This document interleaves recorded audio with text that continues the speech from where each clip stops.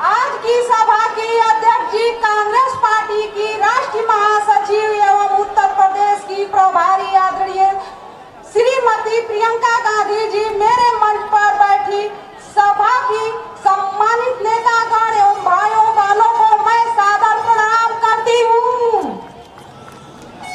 मैं अपनी तरफ से और घोसी विधानसभा की तरफ से आदरणीय प्रियंका दीदी जी को स्वागत अभिनंदन करती हूँ और इसी के साथ उन सभी लोगों का स्वागत करती हूँ जो यहाँ पर आए हैं।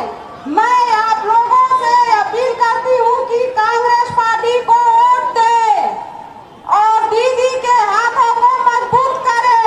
मैं लड़की हूँ, लड़ सकती हूँ। जय कांग्रेस, जय हिंद। बहुत बहुत धन्यवाद। अब मोहम्मदाबाद के प्रत्याशी जो आम जनता के दिलों की धड़कन है और रहते हैं, ये बहुत ही मेहनती और कर्तव्य हैं। मैं चाहूंगा कि यहाँ पर अपना संबोधन करें सम्मानित यहाँ के प्रत्याशी।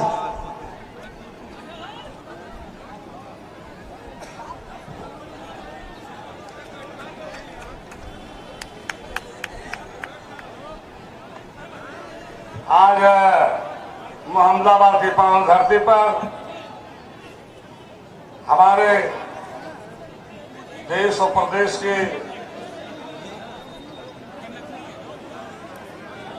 के प्रभारी और हम लोगों के मसीहा, सर्व समाज के मसीहा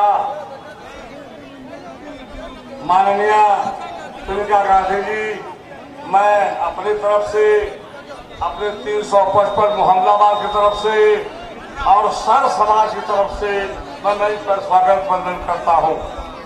साथियों, मुझे समय कम मिला है।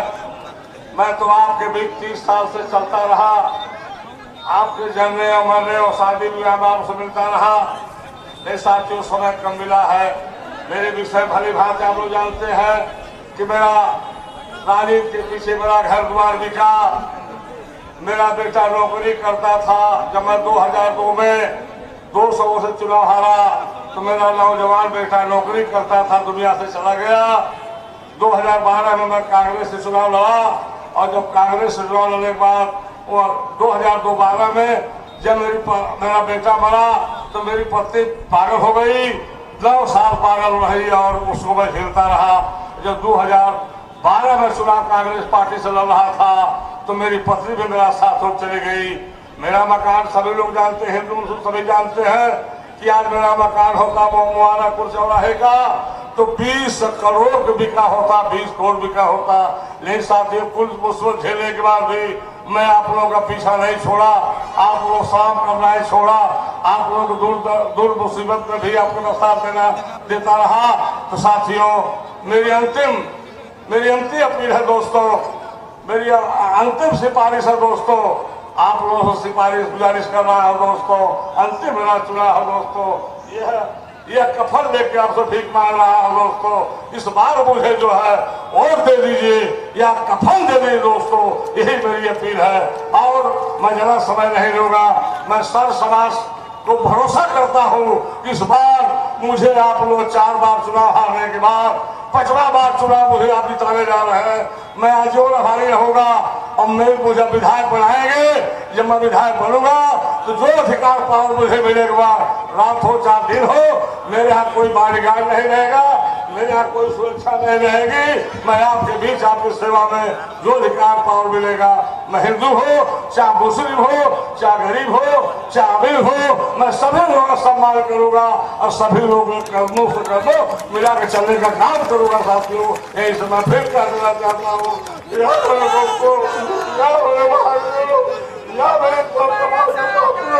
कोई सहारा में अब सहारा बन जाइए, सहारा बन जाइए। मुझे वोट दे करके मुझे विधायक बना लीजिए। वरना अगर नहीं बनाते हैं तो मैं मोहम्मदाबाद में कसम खा कर कहता हूँ, इसी मोहल्ला धरती पर कफन खा करके अब दुनिया में रहना होगा, मैं जल के मरूंगा। जय हिंद, जय भारत, खुदा हाफिज।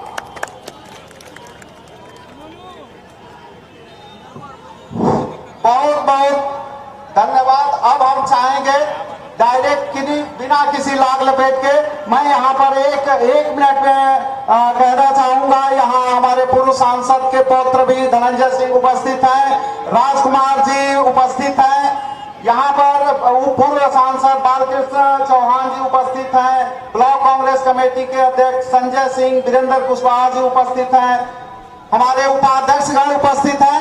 समय नहीं है और एक मिनट में मैं चाहूंगा कि हम अपने आदरणीय दीदी, जिनके लिए हम लोग सुबह 10 बजे से इंतजार कर रहे हैं, मैं बिना किसी लाग लपेट को उनको बुलाना चाहूंगा कि आदरणीय दीदी श्रीमती प्रियंका गांधी जी आए और अपना संबोधन करें। एक बार हाथ उठा के जोर से नारा लगाइए, प्रियंका गांधी, प्रियंका गांधी।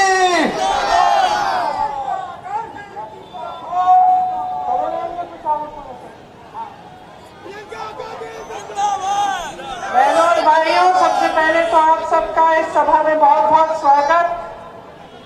बनवारी राम जी, प्रियंका यादव जी जो हमारे दो प्रत्याशी हैं, कल्पना राय जी की धर्मपत्नी सुधा राय जी, वैष्णवी राय जी, इंतखाब आलम जी, जनक कुशवाहा जी, बालकृष्ण चौहान जी, सुनील जी,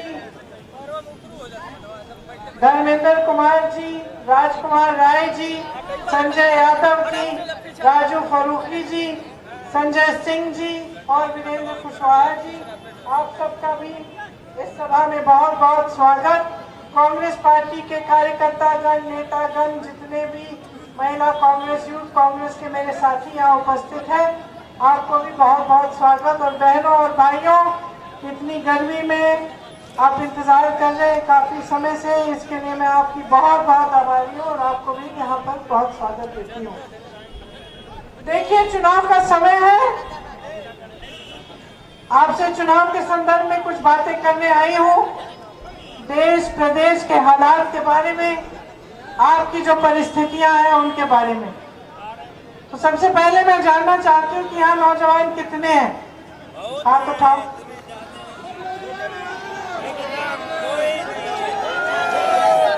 कितनों को रोजगार मिला है पिछले 5 सालों में? एक तो होगा, एक होगा, नहीं है। किसान कितने हैं? सब किसान हैं। कमा पा रहे हो आजकल? बुनकर कितने हैं?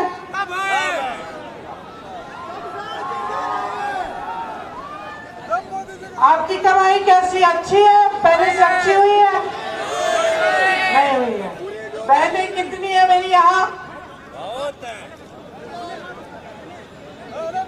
महंगाई का सामना कौन करता है? आप ही करते हो। आजकल सरसों का तेल कितने का मिल रहा है? दिहाड़ी कितनी है? दिहाड़ी कितनी? 250। और सरसों का तेल? और किसानों की सबसे बड़ी समस्या क्या है? छुट्टे जानवर? छुट्टे जानवर की समस्या है? गेहूं धान की कीमत मिल रही है? नहीं मिल रही है। बिजली बिल भरे जा रहे हो, बड़ी बड़ी बिल आती है, बिजली आती है।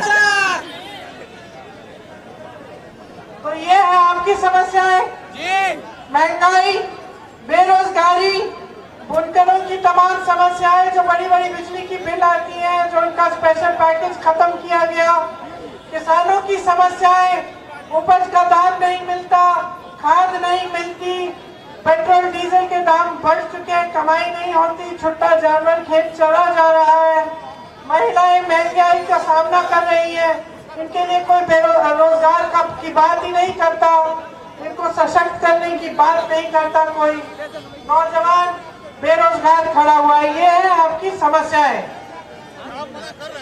अब ये समस्याएं कम से कम पिछले 5 सालों से तो है ही है कि नहीं? नेता क्या बात कर रहे हैं? जो राजनीतिक दल के नेता, चाहे वो समाजवादी पार्टी के हो, चाहे वो भाजपा के हो, वो क्या बातें करते हैं यहाँ आकर आपसे? वो कहते हैं, बुलडोजर की बात करते हैं, आतंकवाद की बात करते हैं, पाकिस्तान की बात करते हैं और क्या बात करते हैं?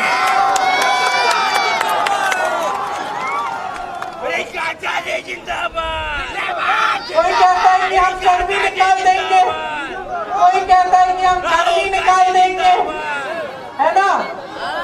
कोई आपकी भर्ती की बात कर रहा है, कोई आपकी खेती की बात कर रहा है, कोई आपको आगे बढ़ाने की बात कर रहा है? नहीं कर रहा ना।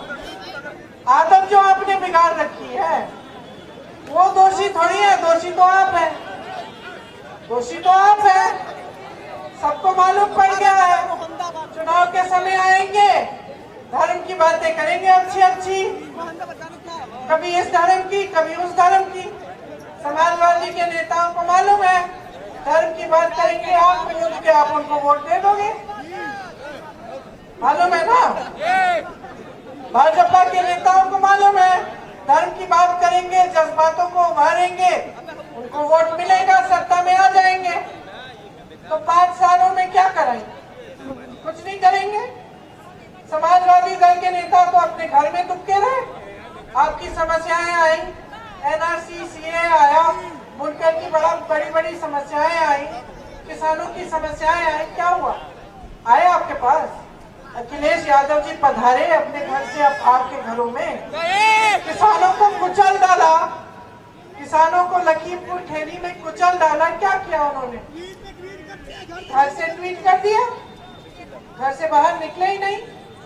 इतना बड़ा आंदोलन चला आपका एनआरसी सीए का, कहाँ थे? अरे कहाँ थे? कहाँ? एक जगह गए, मेरठ गए, बिजनौर गए, कहीं गए जहाँ पे हत्याएं हुई थी पुलिस द्वारा, जहाँ पे 19-20 साल के नौजवान लड़कों को ऐसे ही मार डाला गया। पहुंचे? चलो पहुंचे नहीं, आवाज उठाई, आवाज उठाई आपकी? नहीं उठाई। और भाजपा के नेता तो भाजपा के नेता, बड़े मियाँ तो बड़े मियाँ, छोटे मियाँ, सब एक ही बिसात पर खेल रहे हैं बहनों और भाइयों, सब एक ही बिसात पर खेल रहे हैं। इसको गहराई से समझो, क्योंकि जो आप तय करने जा रहे हैं उससे आपका भविष्य तय होगा। जो चुनाव है ये आपके भविष्य को तय करने का चुनाव है, और ये सब एक बिसात पर खेल रहे हैं। 5 सालों में समाजवादी दल के नेता, बहुजन समाज के नेता लड़े नहीं इनके खिलाफ, चुपचाप से बैठे रहे। और आपने इतिहास में एक ऐसा जंग बता दो मुझे, एक ऐसा जंग बता दो जो बगैर लड़े कोई जीत जाए, एक बता दो। कोई नहीं है, कोई ऐसा जंग ही नहीं है। जो लड़ा नहीं वो फिर से समझौता करेगा। मेरी शब्दों को ध्यान से सुनो, लड़ेगा नहीं। सरकार बन भी जाए तो सरकार झुकेगी इनके सामने, क्योंकि झुकते चले आ रहे हैं 5 सालों से।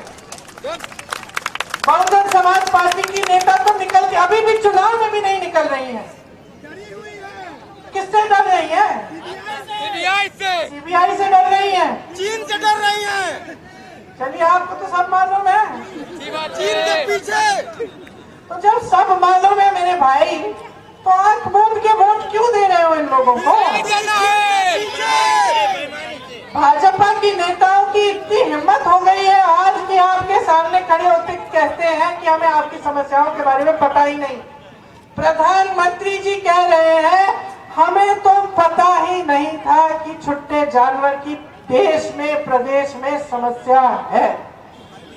अब बताइए, सर्वज्ञानी, अंतर्यामी, विश्व गुरु,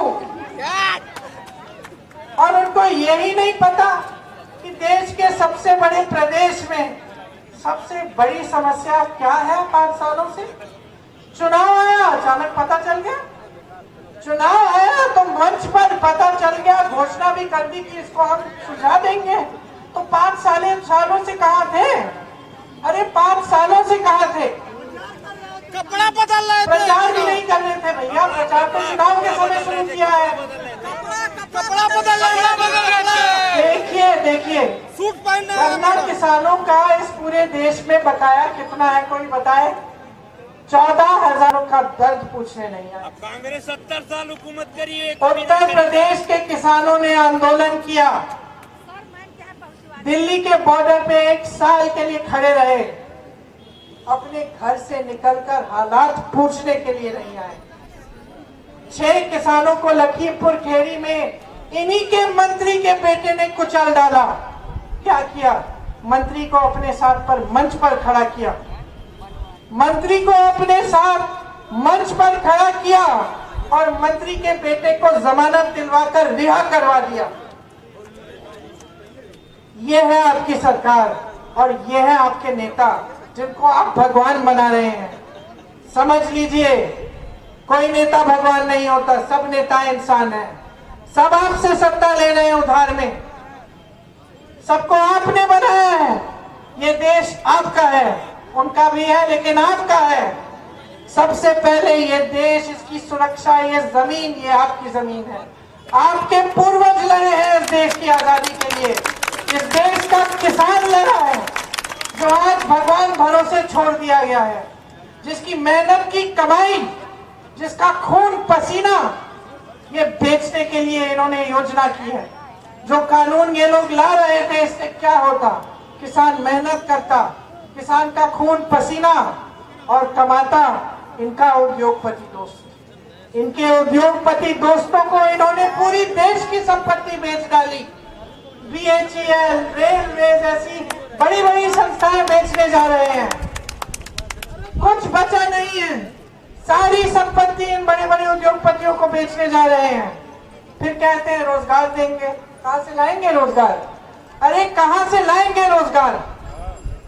जब सारी संस्थाएं बेच डाली जो रोजगार बनाती थी, किसानों को खत्म कर डाला, खेती पे रोजगार नहीं बनेगी।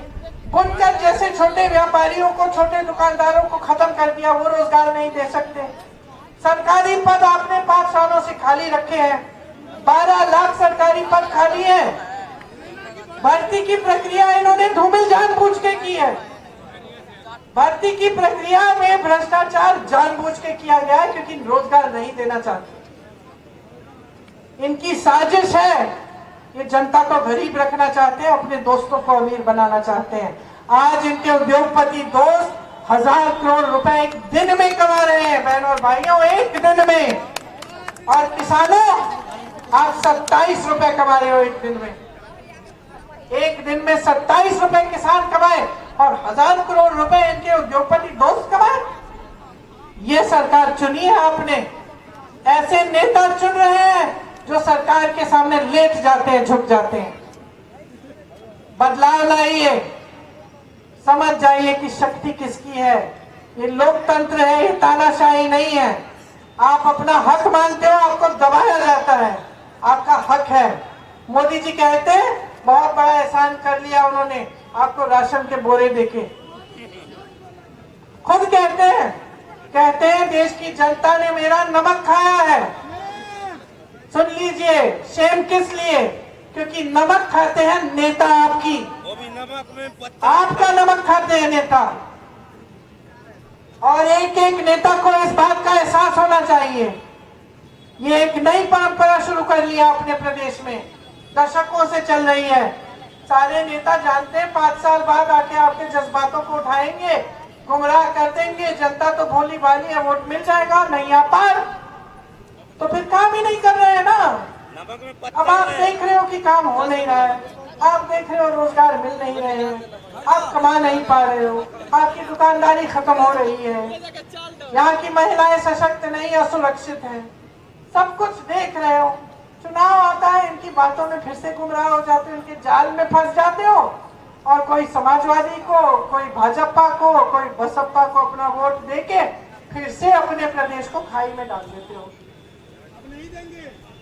शाबाश, बिल्कुल मत दो, देना नहीं है, बिल्कुल मत दो, अपना हक मान लो। ये रोजगार, ये तुम्हारा हक है, महिलाओं का हक है, नौजवानों का हक है। आपको उपज का दाम मिलना चाहिए, ये आपका हक है। बुनकरों को स्पेशल पैकेज और रेट मिलनी चाहिए बिजली की, आपका हक है। सरकार का कर्तव्य है कि आपको सशक्त बनाए। सरकार आपको निर्भर बना रही है, जानबूझकर आपको निर्भर बना रही है। वो चाहते हैं कि उस राशन के बोरे के लिए आप धन्यवाद दें उन्हें। आप कहें कि मोदी जी ने हमें राशन का बोरा दे दिया, बहुत एहसान कर दिया। चाहते हैं क्योंकि जब तक आप निर्भर रहोगे उनके राशन के बोरों पर और उनके चंद रुपयों पर, जो वो हर महीने चुनाव के पहले थोड़ा तेजी से देते हैं और चुनाव के बाद देते भी नहीं, जब तक आप निर्भर रहोगे तब तक आपका इस्तेमाल करना आसान होगा। प्रियंका गांधी जिंदाबाद। तब तक इन नौजवानों में जो यहाँ पे सब खड़े हैं, इनमें गुस्सा होगा, इनमें रंज होगा, इनके अंदर दुख होगा, निराशा होगी।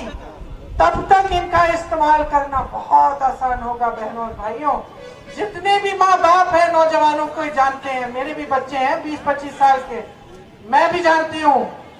बच्चा अगर काम नहीं कर रहा है, अगर व्यस्त नहीं है, अगर पढ़ाई नहीं कर रहा है, आलसी है, काम घर पे बैठा हुआ है, तो उसको फुसलाना, उसको गुमराह करना, उसका गलत काम करना बहुत आसान हो जाता है। जब व्यस्त रहता है, कमाता है, पढ़ाई करता है, तो बहुत मुश्किल होता है उसको गुमराह करना।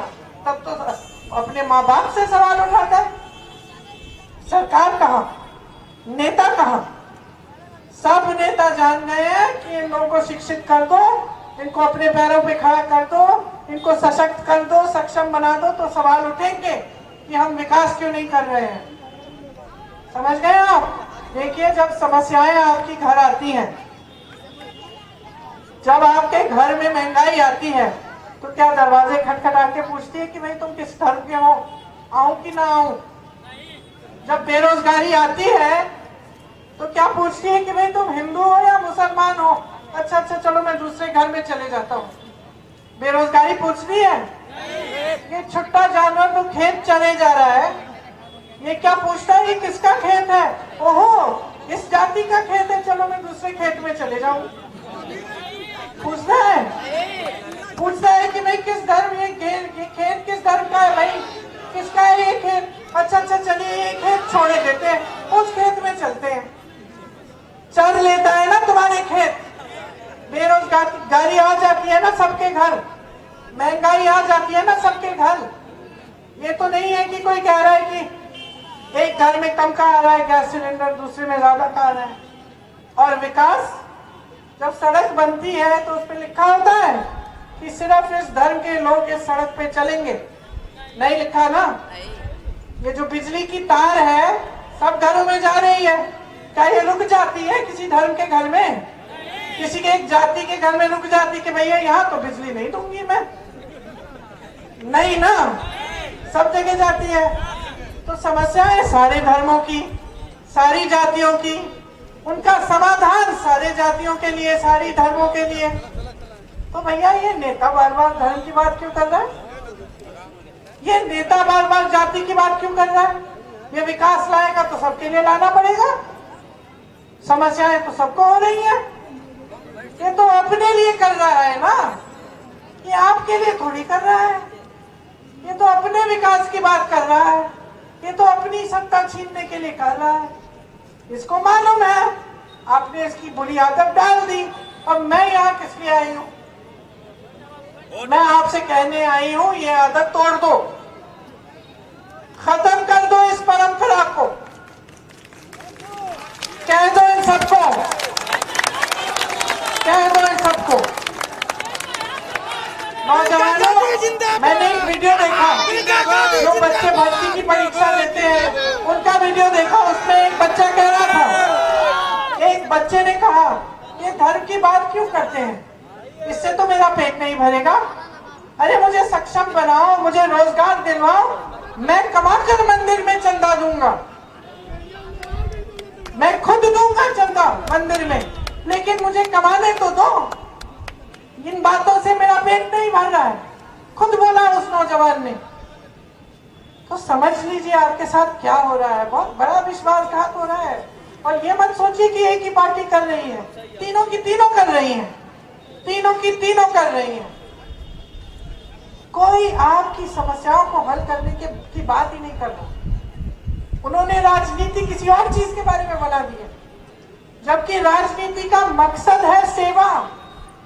नेता का धर्म यही होता है और कोई इससे बड़ा धर्म नहीं है।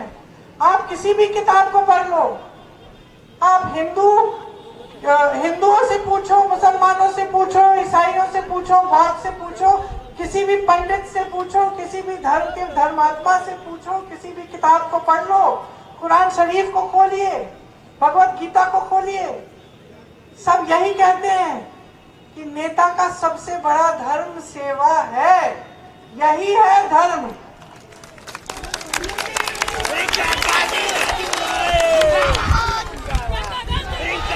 जो भूल गए हैं इस धर्म को, जो भूल गए हैं इस धर्म को, उनको सिखाइए, उनको जवाबदेह बनाइए। कह दीजिए हमें नहीं चाहिए ये राजनीति आपकी, रखिए आप घर पे अपनी राजनीति। हमें चाहिए विकास, हमें चाहिए रोजगार, हमें सशक्त होना है, हमें चाहिए सड़कें, पानी, बिजली, पाठशालाएं, ऐसी संस्थाएं, उद्योग जिससे हमें रोजगार मिले। हमारी भर्ती की प्रक्रिया को ठीक करो, ये बोलो। अब समझ लो कि आपकी जिम्मेदारी क्या है। आपके पूर्वजों ने आजादी की लड़ाई लड़ी ताकि आप आजाद हो। आज आजाद नहीं हो, गुलाम बना रखा है इन्होंने, जाल में फंसा रखा है। जब तक कमाओगे नहीं, जब तक आगे नहीं बढ़ोगे, तब तक आजाद नहीं हो। और ये जानबूझ के आपको गुलाम रखेंगे, समझ लो। अब कांग्रेस पार्टी क्या कह रही है वो भी सुन लो। इसी का इंतजार।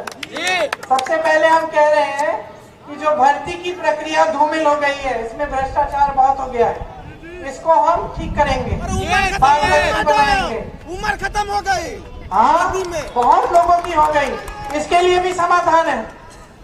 हम एक स्पेशल कमीशन रखेंगे। ये जो 69,000 की भर्ती, 22,000 की भर्ती, जो जिनकी उम्र खराब हो गई है, उम्र चली गई है और इंतजार कर रहे हैं, जिनके करियर बर्बाद हो गए हैं, जिन पर सरकार ने केस थोप दिए क्योंकि उन्होंने अपना हक मांगा, तो सब की सुनवाई करेंगे इस कमीशन में। सुनवाई करके जो जो ठीक कर सकते करेंगे। जॉब कैलेंडर बनाएंगे जिसमें परीक्षा का दिन, नियुक्ति का दिन, रिजल्ट का दिन पहले से तय होगा। किसी ने इधर उधर फेरबदल करने की कोशिश की, किसी ने भ्रष्टाचार किया तो कानून लाएंगे कि हम उन पे कार्रवाई करेंगे।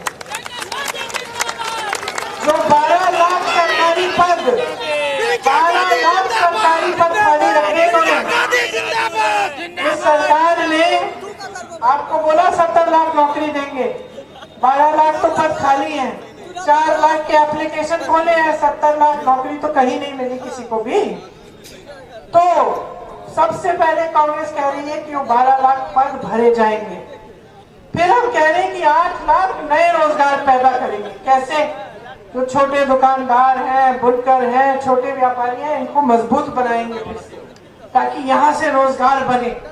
जहाँ जहाँ हुनर है, जैसे अगर यहाँ पे बुनकर है, यहाँ हुनर है, पूरी सुविधा दी जाएगी। स्पेशल पैकेज आएगा बुनकरों के लिए जैसे पहले था, और फ्लैट रेट पे बिजली दी जाएगी, सारी सुविधाएं मिलेंगी। अगर एक नौजवान अपना छोटा बिजनेस शुरू करना चाहे, अपना व्यापार शुरू करना चाहे, उसे 5 लाख रुपए सरकार 1% ब्याज पे देगी, ताकि उस हुनर का इस्तेमाल हो और वो सशक्त बने। बहनों, आंगनबाड़ी आशा बहुओं के लिए 10,000 रुपए का मानदेय मिलेगा। उसके साथ साथ आपको सशक्त करने का काम हम करेंगे, हमारी जिम्मेदारी है। नारा सुना है हमारा, लड़की हूँ लड़ सकती हूँ। ये क्या है? ये वो नारा है जिसके आधार पर आपको सशक्त करेंगे।